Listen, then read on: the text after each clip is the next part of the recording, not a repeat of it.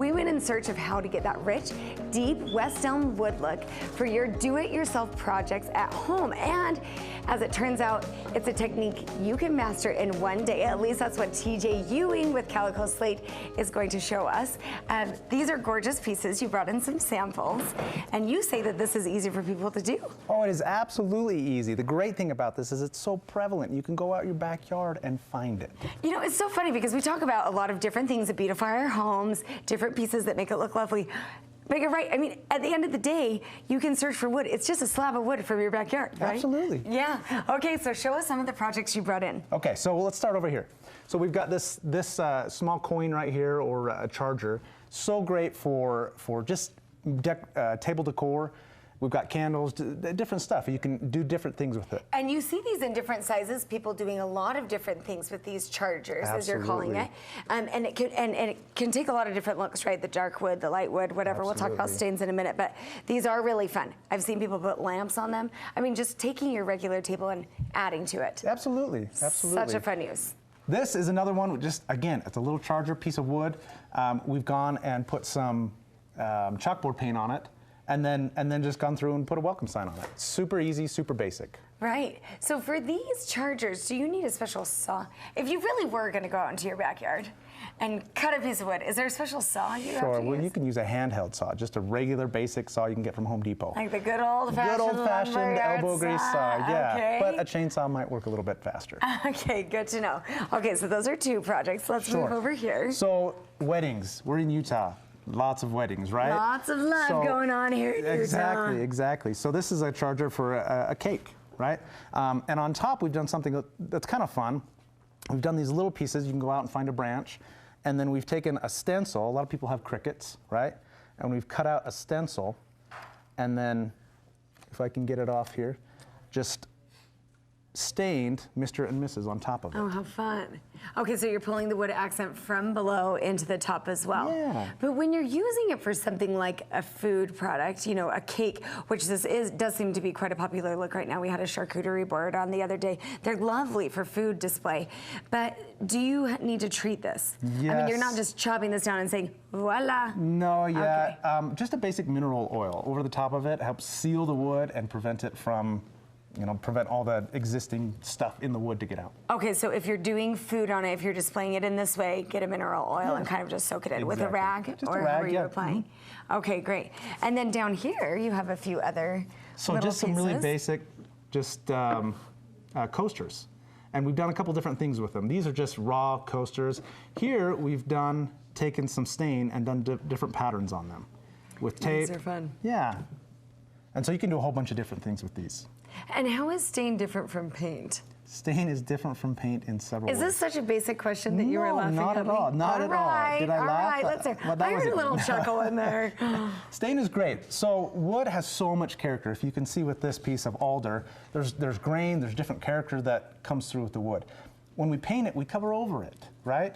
Staining helps accentuate, helps bring out some of that character. And don't get me wrong, I'm kind of a naturalist when it comes to wood. I love natural looking wood.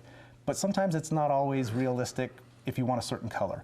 And so stain gives us the option to make it the color we want. Okay, and so we're gonna move into that, but I first have to tell you that we live in an old home that has these mahogany, apparently the wood in it was all mahogany at the bottom. And somebody at some point, when paint was really popular, went and painted everything. And a painter came and said, oh, this is such a sad moment because you usually would never paint something like that. And now the movement is really toward natural grains. I mean, that's kind of the move of the moment for house decor, right, is to have these natural things. So show us how to stain. You're gonna do a demonstration here. Sure. You're gonna teach me how to do this and prove that it's easy. Absolutely. All right. So I just brought a couple different stains from our shop. So we use these every day, right? Now the first is a penetrating stain. Okay. So it's a little bit different. It's more liquidy. If that's a word. It's gonna penetrate into the grain a little bit more. But this is my favorite. This is a gel stain. And we're going to take it off. It's much more, if you can see it, it doesn't run. I mean, it's not running off of that lid. So it's not moving very quickly if you can see No, it's not. The great thing like about jelly. this, yeah, for certain applications, it's fantastic. But kind of like paint, it's more of a topical application. So we're going to rub this on. And as you do that, it's going to get in there, but it really gives it a nice rich look. And so this is really changing the natural color. I mean, like you said, we're still seeing the green come through, but you could do something if you wanted a lighter look. Stain gives you that option going lighter. Absolutely, Okay. you can.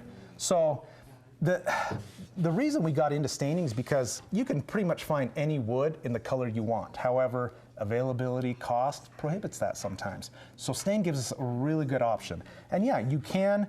It's tough to go lighter on woods unless you do some kind of a pickling stain or something like that that's going to almost paint it, but still allow the grain to come through. Okay, so the good recommendation, get a lighter piece of wood because you can always go darker. Absolutely, Okay, absolutely. so then when you're rubbing this, I'm seeing you doing it in circular motion.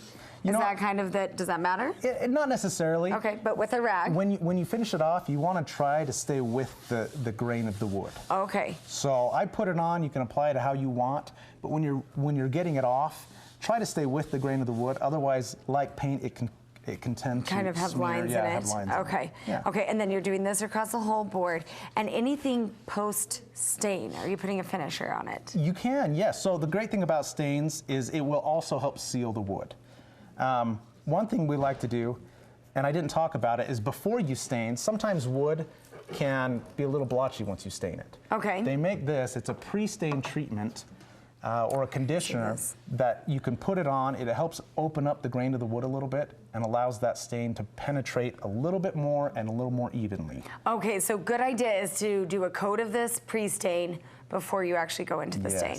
Absolutely. Okay, and then you stain it, and it's pretty much ready to go. I mean, you can add a glossy finish to it if you want can to. add a finish. Leave it more natural, which is a popular look right now. A lot of people, so this is a very flat or matte look. If you want a little bit more of a sheen, a little bit more of a protectant, they make things like lacquers, polyurethanes, or different mineral oils like we talked about with the charger that you can apply over the top. Okay, and your favorite color of stain, do you have one? Or one that you think is very cool right now? I actually really love this dark walnut. There's pretty. another one called Special Walnut. I think those are probably my favorites. Okay, awesome. And where can we find out more about Calico Slate? Check us out at calicoslate.com or at Calico Slate Design on Instagram and Facebook. Perfect. Thanks so much, TJ. Thanks, Emily.